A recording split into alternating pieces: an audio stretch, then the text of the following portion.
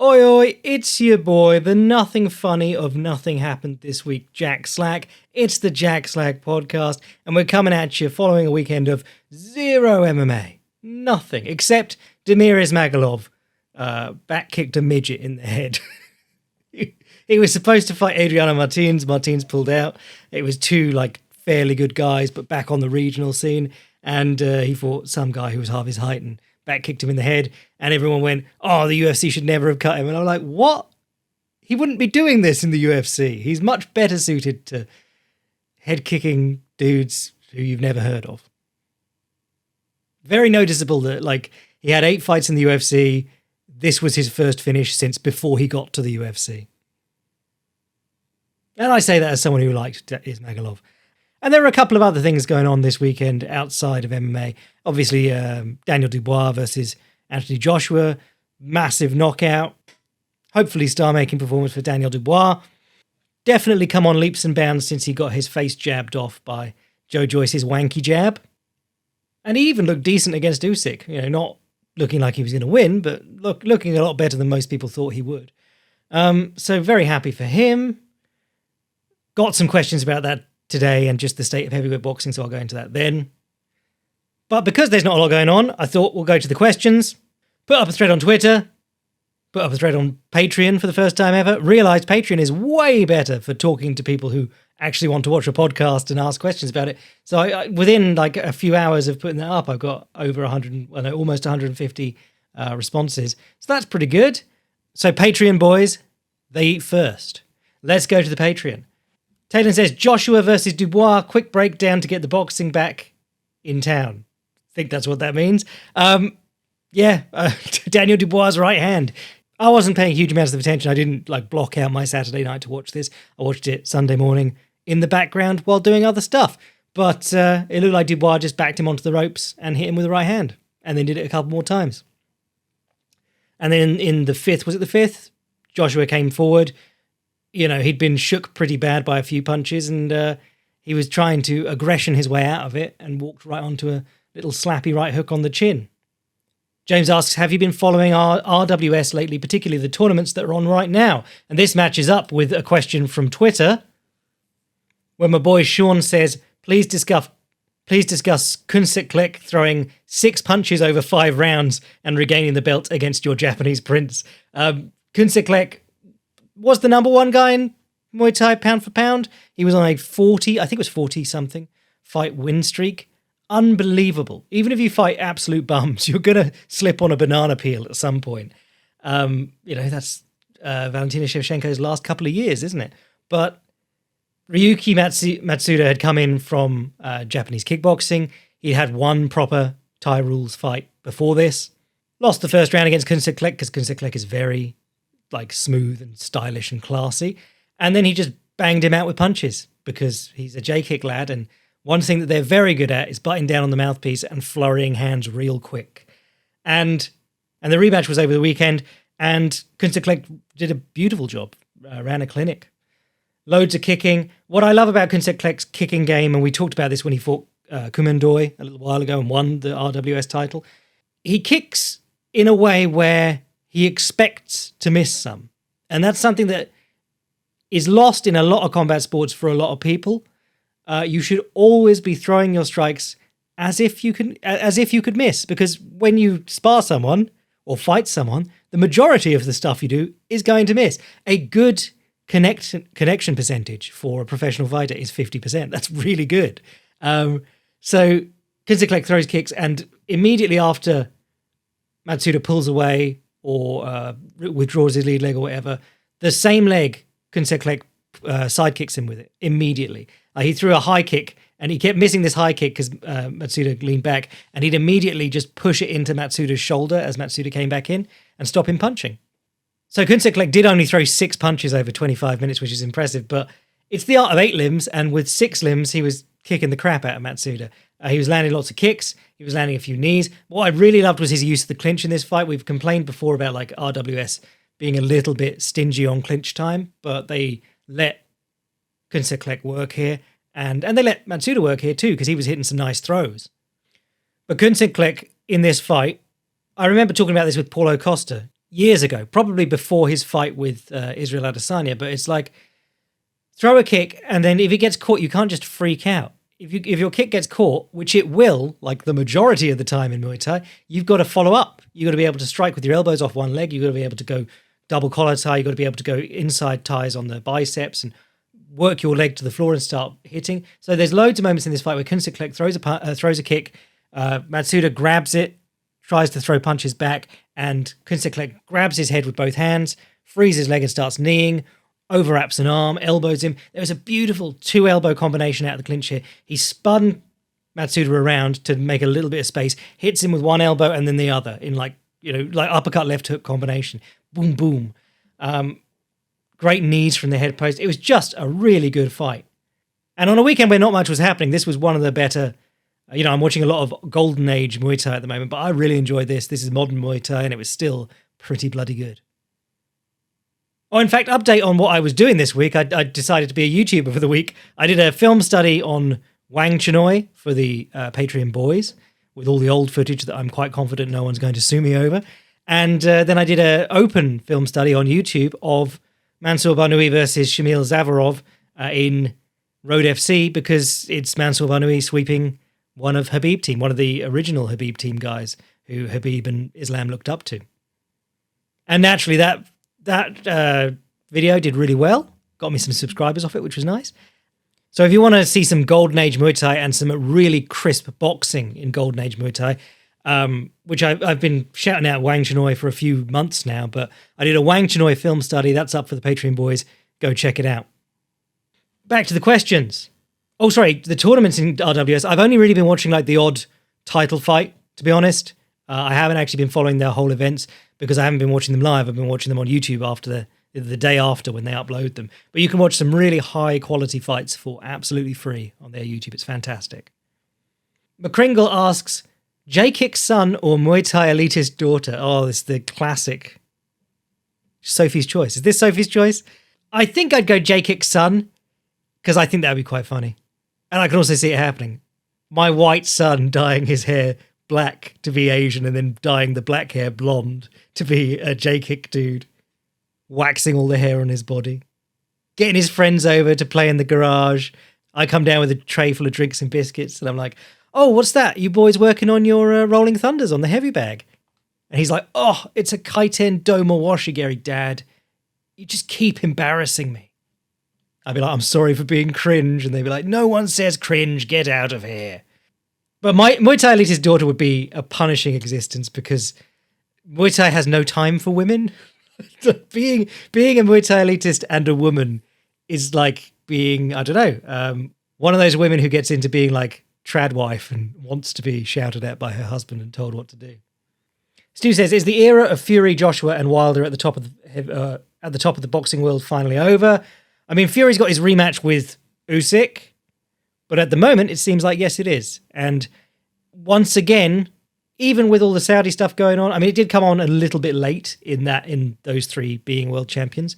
But it is ridiculous that only one permutation out of the three happened. We didn't get Joshua Wilder. We didn't get Joshua Fury.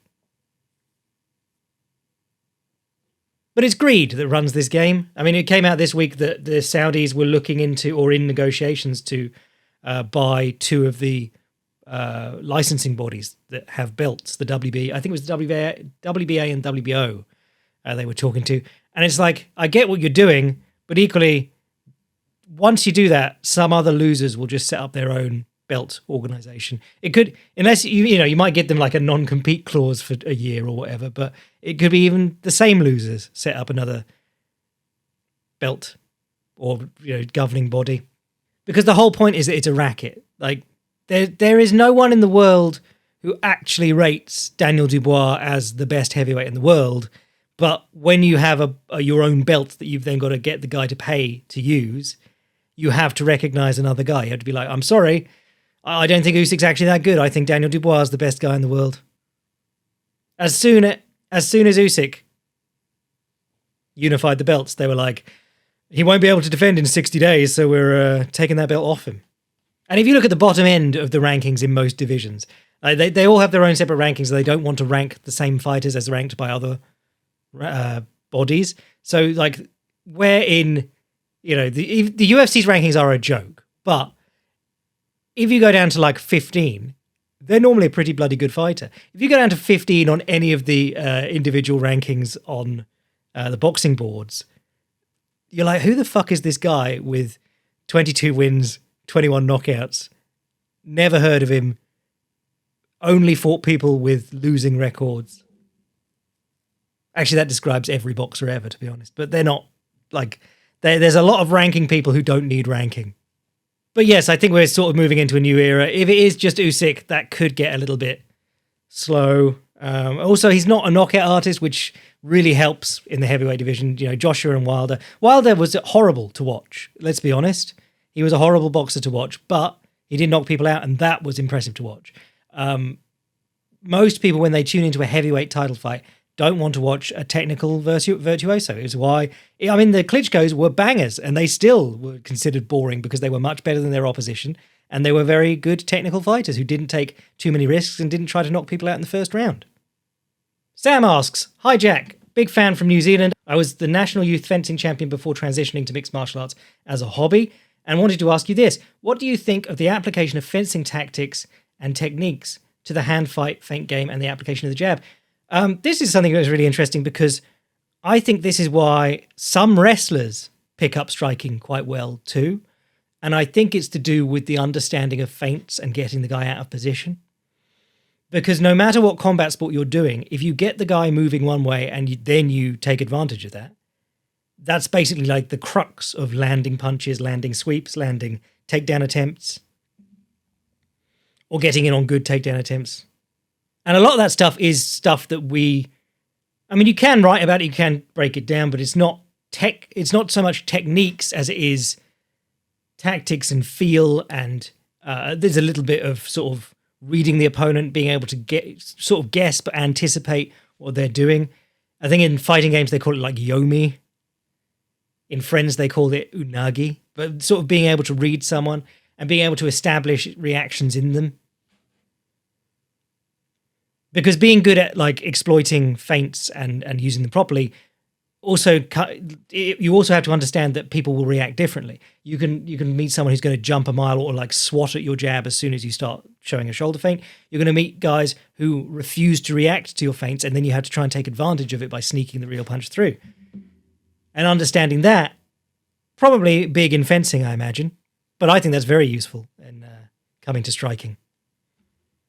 Get that teep going. Start doing Muay Thai. If you're a good fencer, you should be able to work with that teep. If you watch like some really good teepers doing the double and triple bounce of the lead leg before they teep, all that like feinting and rhythm bollocks to throw people off, it's very clever. Callum says, if Dubois beat AJ beat Francis, and Francis arguably beat Fury, just how bad is Deontay Wilder? No, I'm not going to lay into Deontay Wilder. He did beat Luis Ortiz, who the other guys didn't want to fight. Danny says, are there any prominent MMA fighters you reckon you'd absolutely starch in a fight? If not now, perhaps when you were younger. Carla Esparza, I would deck her. I got like 60 pounds on her and hands. What's she going to do? Ankle pick me? I'm not wearing shoes, mate. No, I think like training with good fighters, even good in like the British sense. Training with good grapplers, training with good MMA fighters, training with good kickboxers, you realize how, you have your moments, but you realize how consistently good fighters are. And you have your moments and you catch them with clever things, but you go, wouldn't want to be going 5 rounds with this guy. And to be a pro fighter and actually be any good at it, you got to be a special kind of animal. And it's like, I remember all the good things that I hit on good fighters. And for them, they remember it as having like a bit of an off Tuesday or whatever. They remember it as the time they turned up and they had heartburn. Bernie says, who are some of your current favourite meme fighters or fighters who aren't particularly good but do one thing well? Is Nate Landwehr a meme fighter anymore? I think he's graduated to like proper fighter. And I think the same is true of Jacob Malkoon.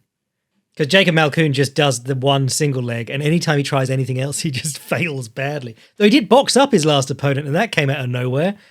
I'll tell you what, I do have a soft spot for any sort of part-timer who's like wears it on their sleeve. They're like, yeah, I'm a part-timer. I don't take this that seriously. There was that doctor, Angel something or other. He was a Filipino guy. He was like a karateka. And he came out with like a fucking point fighting Shotokan style. I think he had a fight in one or something like that. He maybe went 4-2 in his career or something like that. He didn't have a long career. It wasn't a good career. But the times that he was on and his opponent couldn't work him out, he just styled on them, and he's like 45. But there are people who, particularly in the grappling world, actually, there are guys who are just part-timers because they don't want to be full-timers. So every ADCC, there are qualifiers, and there's 2 qualifiers for North America, 2 for South America. There's 1 for Europe and Asia, and there's 1 for Australasia, Oceania, whatever we're calling it. Is that 8? No, but there's only a few each year. And every year, this guy, Paul Ardilla, turns up to the North American trials, which are one of the most competitive, and wins. Now, it partly helps that I think he competes at over 99 kilos, so there's not an awful lot of talent there. But he's a full-time lawyer. He doesn't, like, his training is something that he does in the background. And he's very passionate about it, but he's never, like, taken a year off to just grapple full-time or anything like that, which is what most people would do in that position. They'd say, like, right, I'm one of the better grapplers in the world, and I'm still doing it part-time. I'm going to take a year and see how this goes. But nope, he's still out there being a lawyer, probably because he makes way more money doing that, obviously. But it's something very impressive that he shows that you can do that. He's got quite a sort of funneled game. He's very good at working people into the stuff he does. He doesn't just go out there and do a bit of everything. But he's really impressive. There's a guy called Amir Alam, who is like the 10th planet heavyweight. And he's been around for years. And he always does decently in the trials. I think he always loses in like the last round. He lost to Big Dan at the North America trials. But in terms of like meme fighter as well, this is a dude who is a giant heavyweight wrestler, and he plays a ton of rubber guard. He go-go planted like 2 people in the North America trials last year. And I think he's like a professor of geophysics or something like that in his main job, his real full-time job. So I always love someone who's a bit of a part-timer and still comes in and occasionally beats the best guys in the world. Couple of questions about whether I have any eyes on British prospects on the regional scene. I'm sorry, I don't watch a lot of British MMA. It's hard enough to watch the top stuff at the moment. Hearing a lot of things about, what's his name, Callum? Is it Callum Walsh? The boxer, the only boxer under Zuffa. I really want to get to the bottom of what that's all about, but I also don't care that much. Savage says, Jack, you've said before that there are few instructionals discussing wall/cage work and how to use it. Have you seen Craig Jones's work? Are there others you've seen or liked? Yeah, Craig Jones's Balls to the Wall is very good. Obviously, he was working with Volk and a couple of others, and he's very much got his eye on that because he's sort of transitioning into that role now that he's not a competitor anymore, or not seriously competing anymore. I think Mike Brown released one, which again is a sort of, I think the problem with a lot of these is that they're sort of disorganized information. James Krause did one, and I think that's quite a good. He's quite good at doing things systematically, and his instructional, buy it because he needs the money for his defense fund. If you don't know, James Krause was if you're fairly new to MMA, I think it's been about 2 years, has it, since James Krause was basically wiped from the face of the earth. He got caught doing some kind of betting on his own fighters that was sketchy, and also advertising his services as a betting tipster. And it all went a bit tits up because the one thing you don't do in this business is mess with Vegas or mess with the bookies. But his instructional, I think there's 2 parts to it. I was about to say discs, but we don't have discs anymore. I think there's 2 parts that are like the techniques. But then there's a 3rd part where he's just running drills with his team.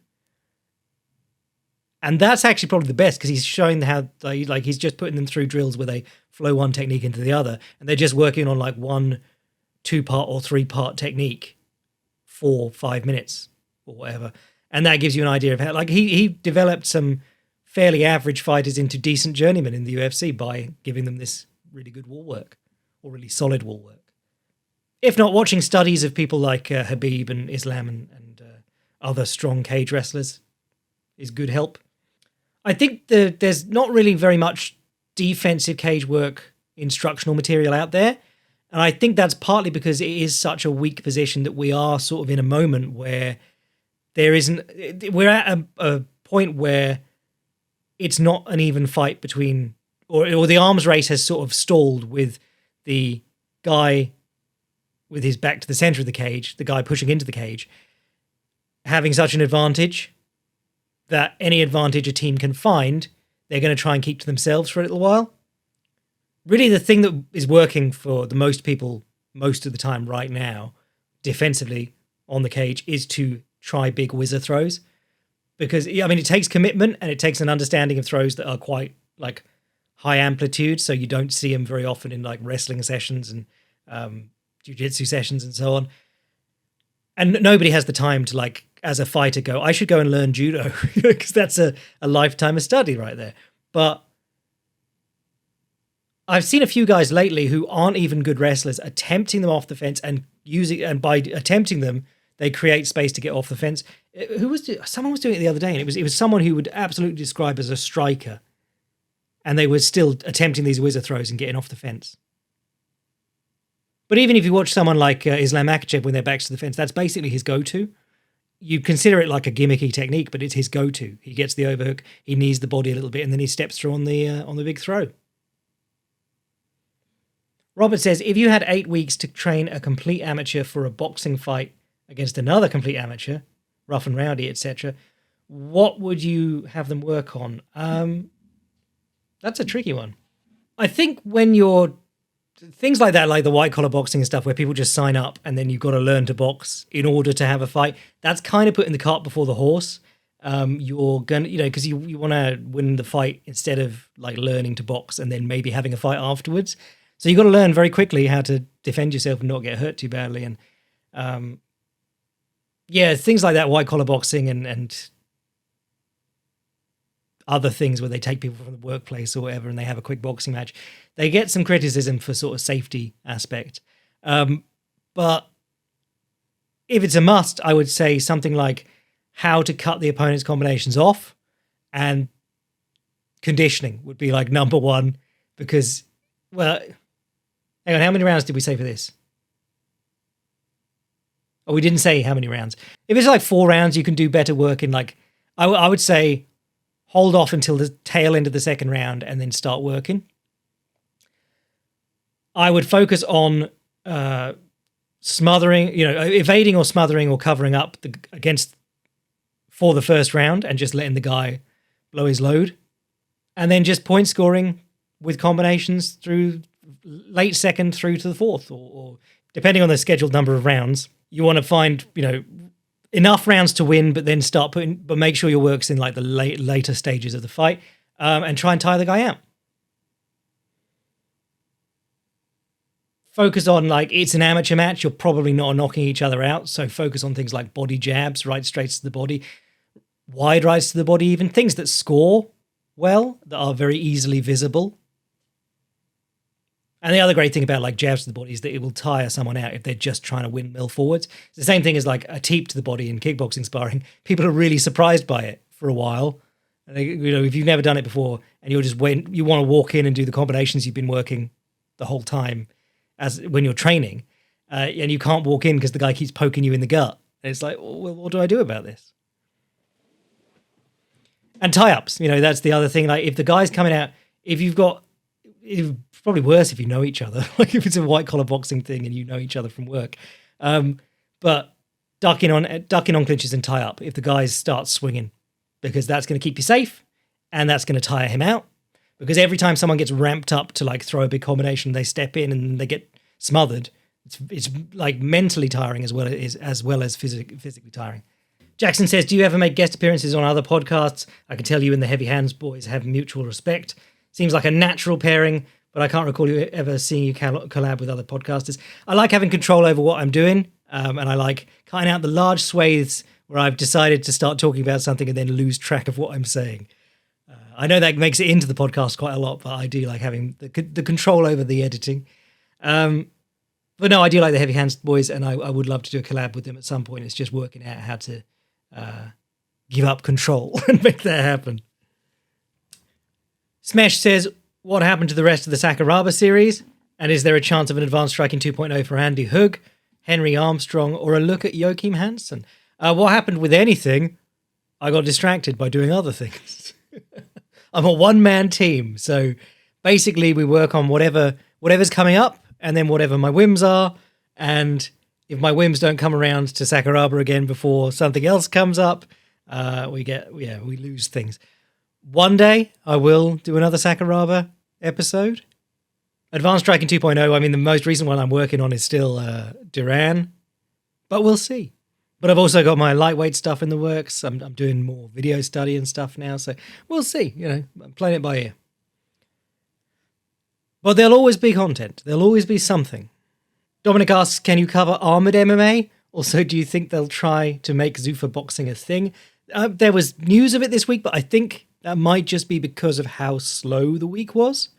I think, some of the stuff coming up, like Kamaru Usman and Umar Nurmagomedov having a back and forth on Twitter was big this week. That's how desperate we are for news. So I think that might be it. But Zuffa Boxing is basically just the UFC managing this one Irish boxer for some reason. The aforementioned Callum Walsh. Lewis asks, would more people be interested in watching BJJ tournaments in the gi if they were allowed to heel hook? I think they would find some boring way to entwine your own leg in the gi to stop the pressure coming on or something like that. The gi is just inherently boring because it's slow and you can't see the fine details of grips and things. And it restricts movement. And gi dudes would not be keen on having heel hooks in the gi to begin with because all that friction, most defenses of heel hooks involve at some point slipping your knee line clear of their thighs or slipping your knee clear of their knee line between their thighs. And that's really hard to do if he's got trousers that are made out of tea towel on. But if you allowed them, I think the first year or two would just be people being crippled for life constantly because it's so hard to defend heel hooks in the gi that people would just be getting their knees blown out constantly. William says, are you watching the sumo? I admit I have not been watching the sumo in a while. Indigo says, will you watch Misfits MMA? If you don't, you will lose my subscription. I didn't even know Misfits MMA was a thing. Are they having that porn last fight? Hold on. I'm looking it up. Doesn't have a topology. I'm not seeing anything. So I can't respond to that, but probably not watching it, no. Chris says, does a Southpaw versus Southpaw fight look any different to Orthodox versus Orthodox fight? Southpaws spar and fight in an open stance for the majority of the time against Orthodox fighters.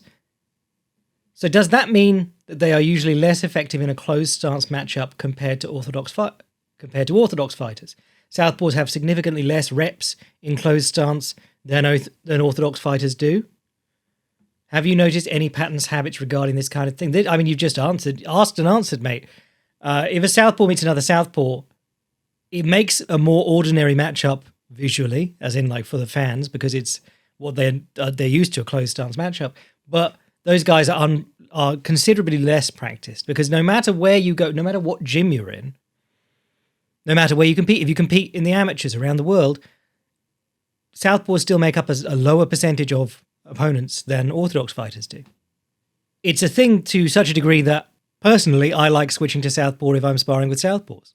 As someone who's comfortable switching but prefers to fight Orthodox, if only because if there's someone who does Southpaw 101 and thrives by doing that, you take away Southpaw 101 by going Southpaw with them and putting them back in a closed stance matchup. Now, if they're very good and they've got a great jab and stuff like that, you're going to still have trouble, but then, you're going to have trouble if they're better than you anyway. But it does throw off people who should be above that. Zardoz asks, how do I watch Jkick? Also, why? You watch Jkick through Abema, Abema, which is a Japanese TV channel, and you get the online subscription. I don't know if they made it easier to get outside of Japan now, but you have to do it through but there used to be steps that you had to go through to get it outside of Japan. But once you got it, you're good. They bill you for, what is it? I think it's £5 or something like that every month. But all the good fights end up on the YouTube channels of the places that have them within a few weeks. It's a sport that's good to keep up with in between MMA, is what I'd say, because it's like when there's no MMA happening on a weekend, there might be a good Jkick fight happening. And in between big MMA weekends, you can catch up and watch good fights you've missed. Get excited about new identical young twinks with amazing blonde hair and coming out in cool trench coats and stuff. They all want to look unique, but they all do it in exactly the same way. I saw Takeru with brown hair earlier today, and I'd seen him fight with brown hair, but it was weird watching that. Just doesn't add up in my head now. Jeremy says, "Hey Jack, it's your boy, the Sergio Pettis of Tomato and Lettuce." Sorry, moving on. What do you think the lack of interest in kickboxing and Muay Thai in the West as spectator sports is about? Is it failed marketing? The history of the sports? Most casual fight fans seemingly hate watching wrestling and grappling exchanges and only care about the stand-up game / ground and pound. There are sports that exist with super cool fighters that concentrate on these things. Why have neither caught on in the same way MMA has? This is one that I've answered a fair amount over the years, but I think my views changed in recent years because of the success of ONE's 4-ounce Muay Thai. I believe there is the possibility to make this big, and I think it's kind of annoying that the UFC won't. They're talking about doing boxing. Dana White's doing power slap. They're filling these cards with just randomers who aren't very good at MMA, and you're just diversify a bit and pop a couple of 4-ounce Muay Thai fights on the card. People love it. No one is going to be mad about the purity of the sport, I promise. It also gives you a better chance of a knockout, particularly if you're super action oriented with the rules. And I think there's a couple of things that make 4-ounce Muay Thai better. I mean, the gloves is one. The way that they're pushed for action is another, but I don't think that's super necessary. Did I just say the word super necessary? I don't think that's necessary. I think you could just let them play out in the clinch a bit more, not penalise them for not going forward the whole time. But I think if you extended the rounds and you had 5-minute rounds and you had 3 5-minute rounds of 4-ounce Muay Thai instead of 3 3-minute rounds, I think a lot of people are put off by kickboxing having the short rounds, because you can watch fights between the top fighters in the world. Look at Shiro versus Toki Tamaru. Their fights basically don't get going. You get excited for weeks in the lead up to the match, and then they just don't even start, really. And, 3 3-minute rounds, it's crazy when boxing goes 12 3-minute rounds for title fights. And it's, I think Rise has does Rise have 5-round title fights and K1 still has 3-round title fights, or is it the other way around? But one of them has the same length for title fights, which is crazy. But it means that, this sport was created to have knockouts, so they banned the clinch and all that stuff in K1 to try and make it more knockout-centric. And really now, if you watch Glory, which is the spiritual successor to old K1, because they got all the heavyweights and stuff, knockouts are rare. They're few and far between. More dudes are getting TKO'd via popping their own shoulder out, missing punches, than are getting stopped by strikes. I think if you extend the rounds a little bit, or maybe have more rounds, you've got more chance of knockouts, to be honest. Because imagine, Anthony Joshua is not knocking people out in 3 rounds, typically. Whereas if someone goes the distance with him, you go, wow, okay, you went the distance with Anthony Joshua, that's quite impressive. In kickboxing, you've got these big bangers going up against each other, and they've got 9 minutes to get to work, and they don't. It's not like they come out with a running start. They do the cautious circling, they start looking at each other, and then if you ended a boxing match at round 3, and just said, that's the lot, lads, there would be a lot left in the tank. It's not a lot of time to work people out and to get your guts up and start running at them, digging in. So I think that's part of why, Muay Thai is more difficult because the clinch can alienate people. There's a lot of clinch work in the Stadium Muay Thai, or used to be in Stadium Muay Thai. But then the things like RWS, I think people would love those, and they just don't know about it. I think the flute is aggressively annoying. The music during it is a little bit alienating. And I think kickboxing, the fact that it's so... Knockouts are not at all common in kickboxing, even though the promise of the sport was that. And I think that's the crux of a lot of it. you and I, enlightened Patreon boy, we enjoy fights for the cool stuff that happens in fights. A lot of people are still only really interested in watching someone get horribly laid out. And MMA has a lot more of that because if you knock someone down, you can jump on them and hit them again. And I think a lot of people want to see grappling, but if it's like take down, get on top and mash the guy. They don't want to see two guys come to a stalemate in grappling because they're both good. What most people would really like is 4-ounce Muay Thai, very limited clinch work, and you can follow the guy to the ground for like 5 seconds after he goes. So, sort of like karate combat shit rule, where you have to like stand over them and try and punch down. But if you could just jump on the guy and hit him 4 times after he falls down, most people would love that. Dan says, since we are constantly being told by Baldy that the UFC that John Jones and Stipe are the GOATs, who is on your heavyweight UFC Mount Rushmore? Do either of them make the cut? If you have time, also be good to know what your all-time heavyweight MMA Mount Rushmore looks, if it's any different. Man, Mount Rushmore's always a weird one because like the history of Mount Rushmore, it's not like the greatest presidents. It was 2 well-known ones and one who was friends with the guy making it and stuff like. And of course, it's just like a big thing in the middle of the desert to try and attract people. But it's then when someone asks for your Mount Rushmore, is it your favourites? Is it the most influential? Because people put Hoist Gracie on their Mount Rushmore. And Hoist Gracie, there are still people out there who are like, Hoist Gracie, he'd have been the best if he didn't just lose a step. And really, it's like, no, he had knowledge other people didn't have, and then they very quickly caught up to him. But there are people who genuinely thought he was like the greatest fighter in the world, rather than just like a walking embodiment of a flaw in how people were training. But if you're doing like significance to MMA, obviously Hoist Gracie has to be on there. And is he a heavyweight? Because they were open tournaments. But no, heavyweight UFC Mount Rushmore. Ooh. I think probably Couture for having it a couple of times and being so successful, he was probably like the best known because we all knew he was coming up from like heavyweight and it was incredible that he was doing it. Oh, actually, no, hold on. Now I'm realizing there's other guys I want there. I want Coleman on there because Coleman was like the heavyweight for a long time. Okay, we're going Coleman.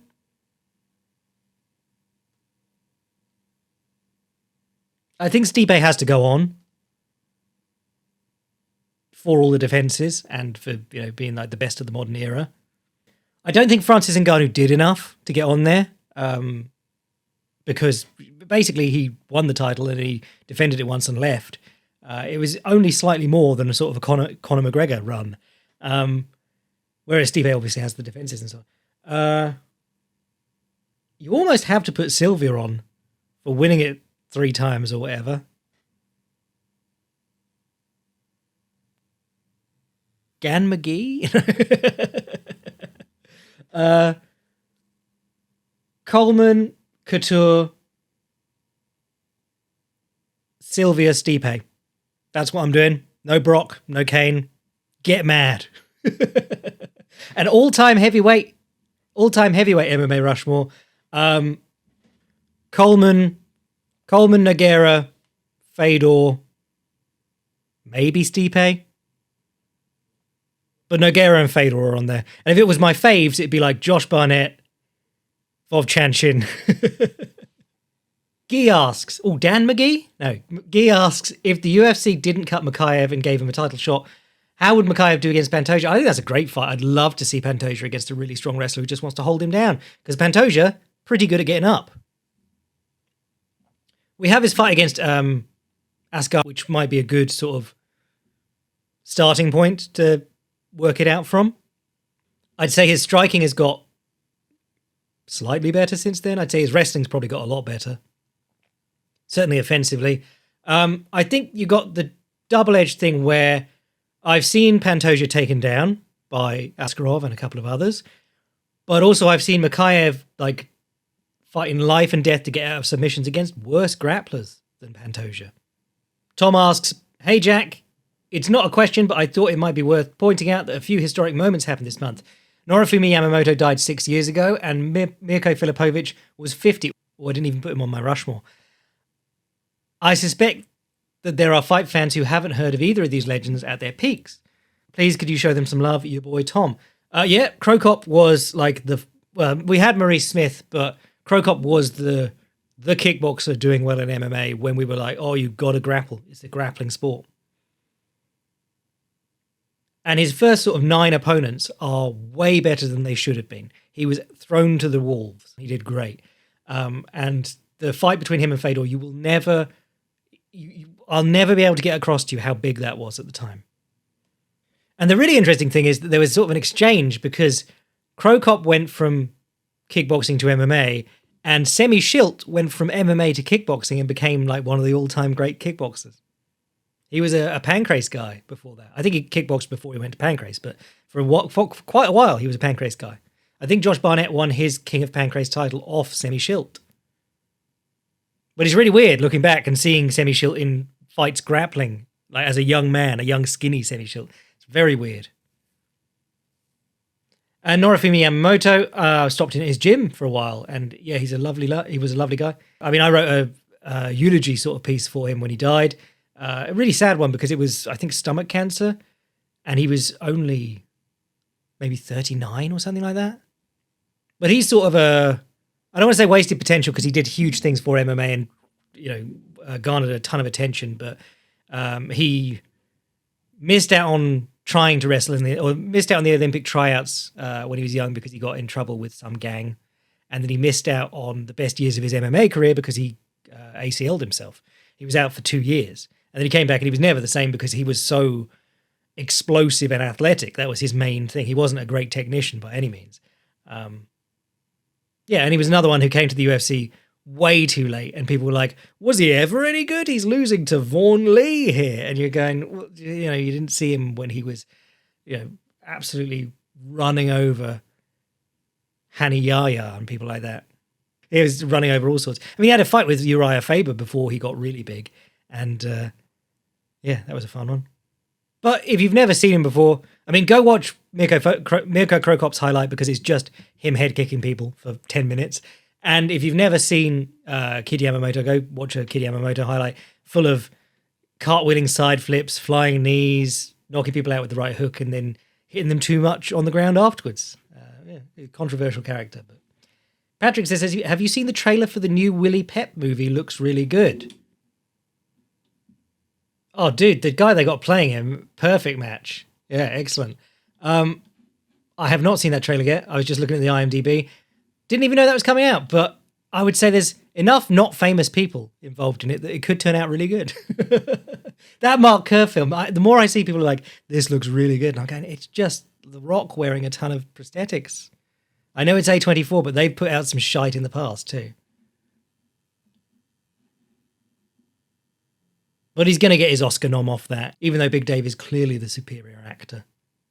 Fionn says, now that Jones Aspinall is slipping away into the depths of what if, how would you break it down and make a prediction if it were on next week? I think Jones's striking is always a concern, and even against Cyril Gane, the moments on the feet were a bit... You don't see him shooting that often. He's not really done it much, and he just brought it out against Cyril Gane, and you're like, well, he probably surprised Cyril Gane because he doesn't shoot a lot. I get that he's a shorter man in this division, so level changing makes a lot more sense, whereas if you watch him in his own division, he's obviously towering over opponents, and there isn't a lot of reason for him to try and get underneath them. Using wrestling as his main method was not really his thing for quite a long time. And he returned to it for that fight against that fighter. Would he be able to operate against Tom Aspinall? Tom Aspinall's a big, strong dude.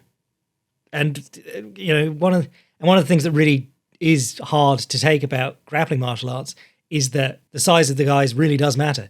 I'd much rather have to try and grapple someone who's really, really good at my weight than someone who's worse than me but 50 pounds heavier or whatever. Because you're just getting more punished for each failed attempt. You're having to use more energy to move them around each time. But then Aspinall is not a flawless striker. He leaves himself open quite a lot. He throws himself out of position, comes out throwing low kicks and right hands off the bat with his chin right up in the air. He's by no means the best technician I've ever seen at heavyweight. He's by no means a particularly smart and patient fighter. He seems smart in his preparation and like a serious professional, but he does fight in a way that's not, you wouldn't call it high fight IQ.